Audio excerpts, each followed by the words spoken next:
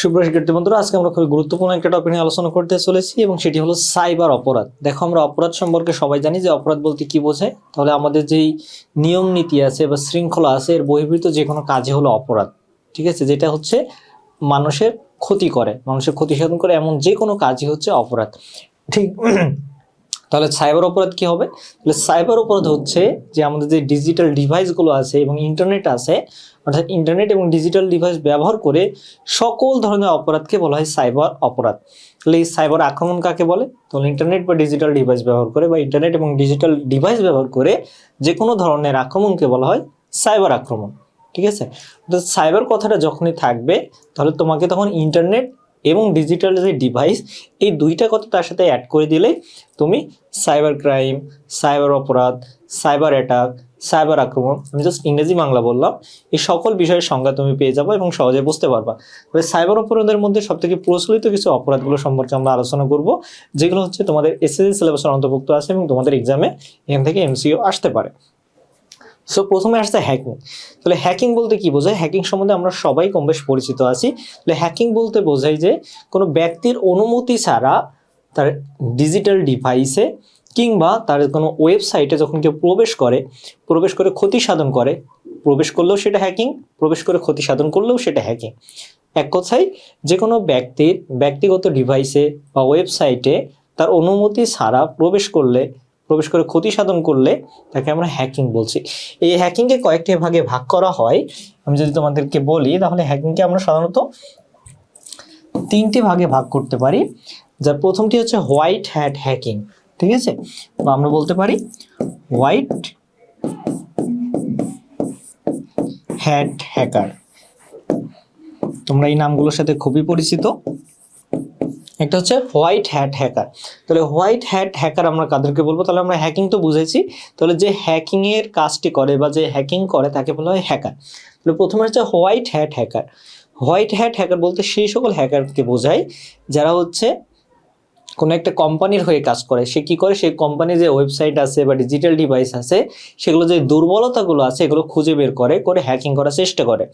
সে যখন হ্যাকিং করতে পারে তখন সে কোম্পানিকে অবগত করে যে সেই ডিভাইসের বা সেই ওয়েবসাইটের কোন কোন বিষয়ে পরিবর্তন করা দরকার বা আরও বেশি স্ট্রং করা দরকার, যার মাধ্যমে সিকিউরিটি সিস্টেমটা আরও শক্তিশালী হয়। এটা হলো আমাদের হোয়াইট হ্যাট হ্যাকার। এরপরে আমাদের আসছে গ্রে হ্যাট হ্যাকার। হোয়াইটের পরে আমাদের আসছে হলো গ্রে হ্যাট হ্যাকার। তাহলে গ্রে হ্যাট হ্যাকার কারা?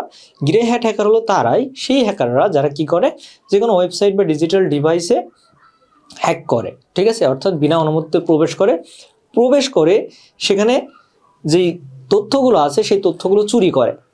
ঠিক আছে, ক্ষতি সাধন করে না কিন্তু তথ্যগুলো চুরি করে, তাদেরকে বলা হয় গ্রে হ্যাট হ্যাকার। এবং সর্বশেষ আমাদের যেটি আছে সেটি হচ্ছে আমাদের ব্ল্যাক হ্যাট হ্যাকার, যেটা সম্বন্ধে তোমরা কিছুটা হলেও জানো এবং তোমাদের ধারণা আছে, সেটা হলো black hat hacker. Black hat hacker বলতে আমরা সেই সকল হ্যাকারকে বোঝাই যারা সেই ডিভাইস বা কোনো ওয়েবসাইটের যে মালিক আছে তার অনুমতি ব্যতীত তার যে ডিভাইস আছে বা ওয়েবসাইট আছে সেখানে প্রবেশ করে সেখান থেকে তো তথ্য চুরি করবেই, চুরি করার পাশাপাশি যেই ওয়েবসাইট বা ডিভাইস আছে সেই ডিভাইসে ক্ষতি সাধন করবে। সো তাদেরকে আমরা বলবো ব্ল্যাক হ্যাট হ্যাকার। তাহলে তোমরা নিশ্চয়ই বুঝে গেছো হ্যাকিং কাকে বলে, হ্যাকিং কয় প্রকার, কি এবং কাদের, মানে কোন হ্যাকিংয়ের কে আমরা কোনটা বলবো, অর্থাৎ বৈশিষ্ট্যের উপর ভিত্তি করে আমরা এই তিনটা হ্যাকিংকে, একটাকে বলছে হোয়াইট হ্যাট হ্যাকার যারা হচ্ছে বিভিন্ন ওয়েবসাইটের যে সিকিউরিটি সিস্টেম আছে এটা চেক করে এবং তার মালিককে অবগত করার মাধ্যমে সেটাকে ডেভেলপ করে। দ্বিতীয় হচ্ছে গ্রে হ্যাট হ্যাকার, তারা হচ্ছে বিনা অনুমতিতে ওয়েবসাইট বা ডিভাইসে প্রবেশ করে এবং সেখান থেকে তথ্য চুরি করে। আর তৃতীয়ত ব্ল্যাক হ্যাট হ্যাকার, যারা বিনা অনুমতিতে প্রবেশ করে পাশাপাশি তথ্য চুরি করে এবং সেই ডিভাইস বা ওয়েবসাইটের ক্ষতি সাধন করে। তাহলে এটা ছিল আমাদের হ্যাকিংয়ের তিনটা প্রকারভেদ। সো এরপরে আমাদের দ্বিতীয় যে সাইবার অপরাধ আসছে সেটা হলো ব্রুট ফোর্স অ্যাটাক। তো লক্ষ্য করো, এই ব্রুট ফোর্স অ্যাটাকের বিষয়টা হচ্ছে এমন যে কোনো সার্ভার বা ওয়েবসাইট, আমরা জানি যে পৃথিবীতে যত রকম ওয়েবসাইট আছে যেগুলো আমরা ইন্টারনেটে অ্যাক্সেস করতে পারি সব কিছুর একটা সার্ভার থাকে। ঠিক আছে, এই ব্রুট ফোর্স বলতে তোমরা এটাকে আরো ভালোভাবে বুঝতে পারো। আমি যদি বলি বট, BOT, এই শব্দটা বললে তোমরা আরো ভালোভাবে বুঝতে পারবা। বট বলতে বোঝাই যে ডিজিটাল ডিভাইস চালিত একটা যন্ত্র বা একটা সফটওয়্যার যেটা হচ্ছে রোবটের মতো কাজ করে। ঠিক আছে, রোবট থেকে এটা বট আর সেটা অনবরত কাজ করতে থাকে। তাহলে এই ব্রুট ফোর্স অ্যাটাক এই কাজে ব্যবহার করা হয় যে সাপোজ তোমার একটা টার্গেট ওয়েব ব্রাউজার আছে বা ওয়েব সার্ভার আছে, তুমি এই ওয়েব সার্ভারের হ্যাকিং করতে চাইছো বা অ্যাক্সেস নিতে চাইছো, তখন এই বটের সাহায্যে যে হ্যাকার বা অ্যাটাকার সে কি করবে, সে অনবরত বিভিন্ন পাসওয়ার্ড দিয়ে বিভিন্ন রকম সিকিউরিটি কে দিয়ে চেষ্টা করবে এই সার্ভারে অ্যাক্সেস নেওয়া। এবং এটা যেহেতু একটা রোবটের মাধ্যমে বা একটা তোমার অটোমেটিক সফটওয়্যারের মাধ্যমে অনবরতভাবে এই সার্ভারটাকে অ্যাটাক করা হয় বা ব্রাউজারটাকে অ্যাটাক করা হয়, যার কারণে এটার নাম দেওয়া হয়েছে ব্রুট ফোর্স অ্যাটাক। ঠিক আছে, এটা বাহিনীর মতো করে এই ওয়েব ব্রাউজারটাকে অ্যাটাক করতে থাকা হয়, যে এই অ্যাটাক করতে করতে তোমার এই যে ওয়েব ব্রাউজার আছে বা ওয়েব তোমার যে ওয়েবসাইটটি আছে কিংবা ডিভাইসটি আছে, সেই ডিভাইসের সিকিউরিটি সিস্টেমটা যদি লো হয় বা পাসওয়ার্ডটা স্ট্রং না হয়, সেক্ষেত্রে এটা হ্যাক হয়ে যেতে পারে। কিন্তু তুমি যদি স্ট্রং ওয়েবসাইটে পাসওয়ার্ড ব্যবহার করো, ওয়েবসাইটে স্ট্রং পাসওয়ার্ড ব্যবহার করো তোমার জিমেল, ইমেল, ফেসবুক আইডির জন্য, তাহলে তোমার যেই পার্সোনাল ওয়েবসাইটটি আছে বা পার্সোনাল ডিভাইসটি আছে বা পার্সোনাল অ্যাকাউন্টটি আছে, সেটাই ব্রুট ফোর্স অ্যাটাক থেকে রক্ষা করা সম্ভব। এই জন্য অবশ্যই তোমরা তোমাদের যেই সোশ্যাল মিডিয়া অ্যাকাউন্টগুলো আছে, এমনকি তোমাদের যদি পার্সোনাল ওয়েবসাইটগুলো থেকে থাকে, সেখানে যে সিকিউরিটি পাসওয়ার্ডগুলো থাকে, এগুলো স্ট্রং পাসওয়ার্ড সবসময় দিবে।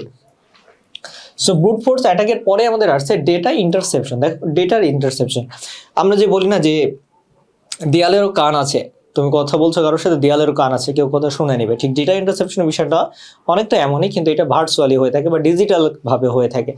যেমন সাপোজ তুমি আমার সাথে কথা বলছো বা আমি একটা কোম্পানির সাথে কথা বলছি, যে তুমি এবং আমি কথা বলছি, এই কথার মাঝে আমাদের কি কথা হচ্ছে, এটা যদি ডিজিটালি অন্য কেউ শুনতে পারে বা অন্য কেউ অ্যাক্সেস নিতে পারে, তাহলে তখন সেটাকে আমরা বলি ডেটা ইন্টারসেপশন বা ডেটা চুরি। তাহলে নিশ্চয়ই তোমরা বুঝতে পারছো ডেটা ইন্টারসেপশনের বিষয়টি কি।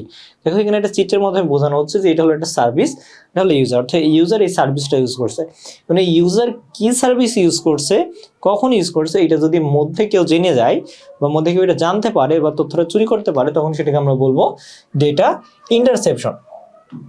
সো সর্বশেষ আমাদের যেটা আসছে সেটা হচ্ছে DDoS অ্যাটাক। লক্ষ্য করো, DDoS অ্যাটাক, এই চিত্রটা লক্ষ্য করো, দেখা যাচ্ছে যে এখানে একজন অ্যাটাকার আছে আর এটা হলো একটা সার্ভার। এই সার্ভারে সে অনবরত সিগন্যাল পাঠিয়ে এটাকে ব্যস্ত রাখছে। মানে DDoS এর কনসেপ্টটা এমন যে কোনো একটা ওয়েব ব্রাউজার বা সফটওয়্যার বা একটা ওয়েবসাইট বা একটা সোশ্যাল মিডিয়া ওয়েবসাইট, যেখানে যে অ্যাটাকার সে কী করবে, সেই ওয়েবসাইটটা বা তোমার সোশ্যাল মিডিয়া অ্যাকাউন্টটা হ্যাক করতে চাইবে। হ্যাক করার জন্য সে কৃত্রিমভাবে অনেকগুলো রিকোয়েস্ট তৈরি করবে।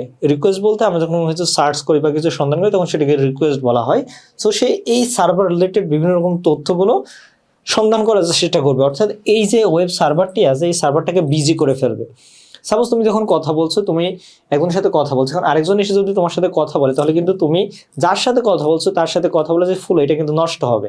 একসময় দেখা যাবে যে তুমি বিরক্ত হয়ে দেখাচ্ছে কারোর সাথে কথা বলতে পারছো না। একইভাবে ধরো তুমি হচ্ছে ফেসবুক ইউজ করছো, তাহলে তুমি একজন Facebook user, authenticated Facebook user, তুমি ফেসবুক ইউজ করছো। এখন যদি ধরো একজন ফেসবুকের সার্ভার অ্যাটাক করতে চাইছে, বাংলাদেশে যে সার্ভারটি আছে, তাহলে সে কি করবে, সে ফেক বিভিন্ন আইডি ইউজ করে, বিভিন্ন রকম সফটওয়্যার ইউজ করে এই যে ফেসবুকে যে সার্ভারটা আছে এই সার্ভারটাকে বিভিন্ন ধরনের রিকোয়েস্ট পাঠিয়ে সার্ভারটাকে ব্যস্ত করে তুলবে। এর ফলে কি হবে, তুমি যে অথেন্টিকেটেড ইউজার আসো, অর্থাৎ ভেরিফাইড যে ইউজার আসো, তুমি কিন্তু এটা ইউজ করতে পারবে না, কারণ সার্ভার তখন ওইদিকে রিকোয়েস্টগুলো সাপ্লাই দিতে ব্যস্ত হয়ে যাবে। এটাকে বলা হয় DDoS অ্যাটাক। এটা চেষ্টা করা হয় যখন এই সার্ভারটা ব্যস্ত হয়ে যাবে, সার্ভারের যে ক্যাপাসিটি আছে এটা নষ্ট হয়ে যাবে, তখন সে সহজেই এই সার্ভারের যে দুর্বল দিকগুলো আছে বা দুর্বল যে পয়েন্টগুলো আছে এগুলোকে ধরে সেই সার্ভারটাকে হ্যাক করবে। মেন টার্গেট হচ্ছে তারা হ্যাকিং করা এবং সার্ভারটাকে নষ্ট করে দেওয়া। সো এই DDoS এর মাধ্যমে অসংখ্য রিকোয়েস্ট পাঠানোর মাধ্যমে সার্ভারটাকে ব্যস্ত করা হয় এবং সার্ভারটাকে দুর্বল করে দিয়ে সেই সার্ভারের ক্ষতি সাধন করা হয়। এটাই হচ্ছে আমাদের DDoS অ্যাটাক। এছাড়াও রয়েছে আমাদের কম্পিউটার ম্যালওয়্যার। তোমরা ট্রোজান হর্স, তারপর ওয়ার্ম, এই ধরনের বিভিন্ন রকম সফটওয়্যারের নাম শুনেছো, এগুলো হচ্ছে মূলত কম্পিউটার ম্যালওয়্যার নামে পরিচিত। এই কম্পিউটার যে ম্যালওয়্যারগুলো আছে এগুলো বিভিন্ন ম্যালওয়্যার বিভিন্ন কাজ করে থাকে। যেমন আমরা শুরুর দিকে যখন হচ্ছে একটা সফটওয়্যার ইনস্টল করতে ওয়েবসাইটে ঢুকছিলাম, বা তোমরা সেটা ফোনে হোক বা ল্যাপটপে হোক, যখনই কোনো ওয়েবসাইটে প্রবেশ করো, দেখবে সেই ওয়েবসাইটে বিভিন্ন ধরনের অ্যাডভার্টাইজমেন্ট চলে আসে সামনে, বিভিন্ন রকম অবাঞ্ছিত অ্যাডভার্টাইজমেন্ট, তুমি যেটা কোনো সার্চও করো নাই বা তোমার কোনো ইন্টারেস্ট নয়, সেগুলো চলে আসে। এগুলোর মতো বিভিন্ন রকম মেলওয়ারের কারণে এসে থাকে। ঠিক আছে, এই মেলওয়ারগুলো কি করে, মেলওয়ারগুলো অপ্রয়োজনীয় বিভিন্ন রকম ক্ষতিকর যে সফটওয়্যারগুলো আছে, ওয়েবসাইটগুলোর লিঙ্কগুলো আছে, এগুলো তোমার সামনে নিয়ে চলে আসে। তুমি যদি ভুলবশত ক্লিক করে ফেলো তাহলে দেখা যাবে যে সেখান থেকে ভাইরাস তোমার ডিভাইসে চলে আসতে পারে।